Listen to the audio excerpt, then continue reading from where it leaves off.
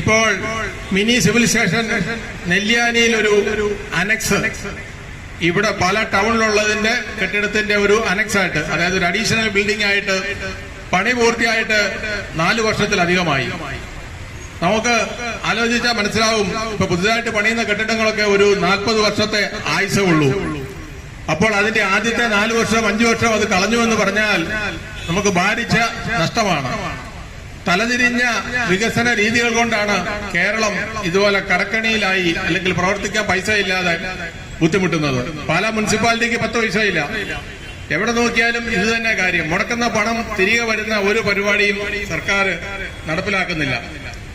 ഇപ്പോൾ ചെത്തിമറ്റത്ത് പ്രവർത്തിക്കുന്ന RTO office, അളവ് തൂക്ക ഉപകരണങ്ങളുടെ മറ്റൊരു ഓഫീസ്, എക്സൈസ് ഓഫീസ്, ഇങ്ങനെ വിവിധങ്ങളായ പല ഓഫീസുകൾ ഇവിടെ വാടകയ്ക്ക് പ്രവർത്തിക്കുന്നുണ്ട്.